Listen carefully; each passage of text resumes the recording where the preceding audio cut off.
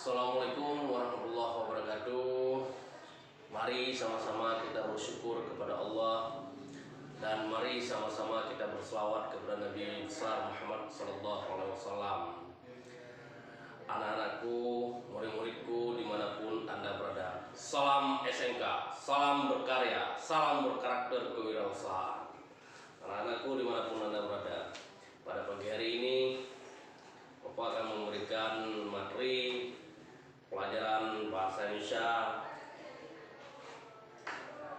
yang menjadi buku referensi kita, yaitu karangan Pius Cina dengan berjudul Produktif Berbahasa Indonesia untuk SMK M.Mat kelas 10. Anak-anakku sekalian dimanapun Anda berada, semoga kalian tetap sehat selalu dan sukses selalu, semangat untuk meraih masa depan yang gemilang.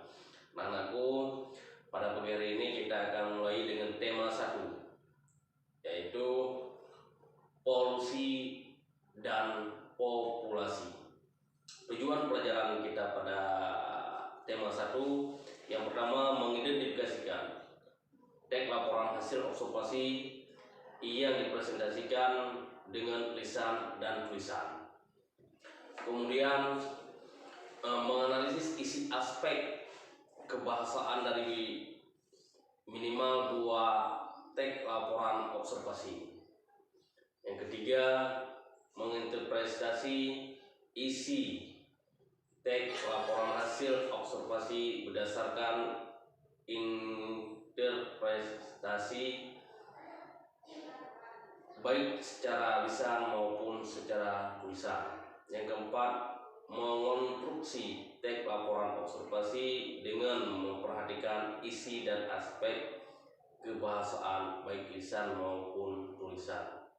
Anak-anakku sekalian, pelajaran tema 1, harapan Bapak dengan 4 aspek tersebut kalian bisa memahami dan bisa mengimplementasikan di lapangan.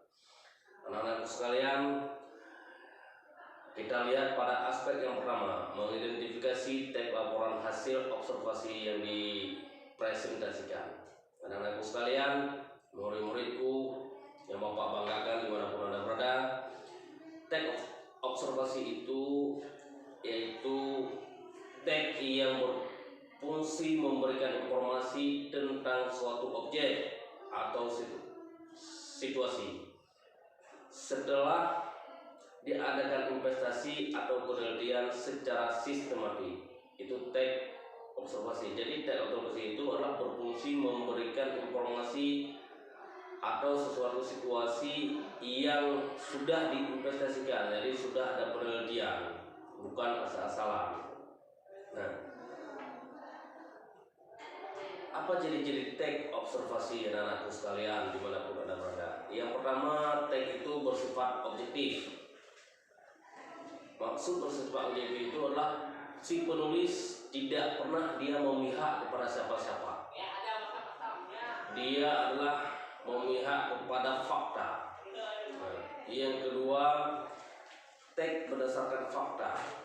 Maksudnya penulis itu adalah memberikan hasil peninjauan, hasil pengamatan, hasil data yang ada di lapangan. Yang ketiga, teks yang bersifat khusus atau spesifik, jadi satu masalah, memberikan hasil pengamatan satu, jadi tidak meleset kepada yang lain. Kalau memang penelitian tentang sebuah tumbuhan yang membuat itu daerah atau tumbuhan yang membuat panen banyak, itu satu masalah. Yang keempat, disajikan secara lengkap. Nah, maksudnya itu disajikan secara lengkap mulai dari penanaman sampai hingga membuah hasil. Nah, teks itu diceritakan secara lengkap, memberikan hasil yang dibutuhkan oleh pembaca, hingga pembaca di saat dibaca teks itu adalah menjadi referensi dan menjadi pengetahuan untuk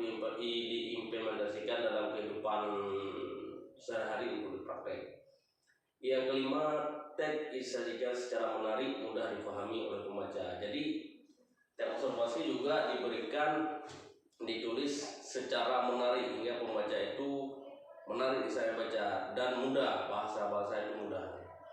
Nah, anak-anak sekalian, bagaimana struktur teks observasi itu? Struktur teks observasi itu ada 3. Yang pertama, pernyataan umum. Pernyataan umum itu adalah yang bersifat, yang ditulis adalah pernyataan yang subjek yang dilaporkan secara umum, subjek, gambaran, pernyataan tentang subjek. Yang kedua, deskripsi, bagian, artinya penulis berisi perincian hal-hal yang dilaporkan. Kalau binatang misalnya mencakup dilaporkan yang pertama jadi fisik, kemudian habitat, kemudian makanan, kemudian perilaku. Nah, itu yang dideskripsikan. Kalau seperti Bapak bilang tadi tentang tumbuhan, berarti bagaimana tanahnya, kemudian tumbuhannya, kemudian perawatan tumbuhannya, kemudian sampai menghasilkannya, kemudian sampai manfaat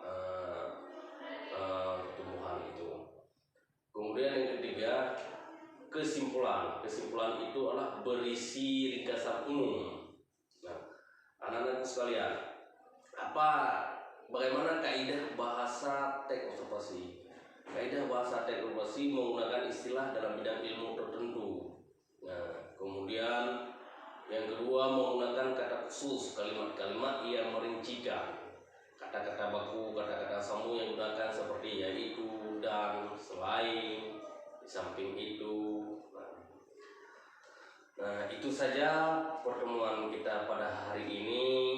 Terima kasih, semoga sukses selalu kepada muridku dimanapun Anda berada. Jadilah solusi dimanapun Anda berada, jadikan pahlawan kebanggaan orang tuamu. Salam SMK, salam berkarya, salam berkarakter, kewirausahaan. Assalamualaikum warahmatullahi wabarakatuh.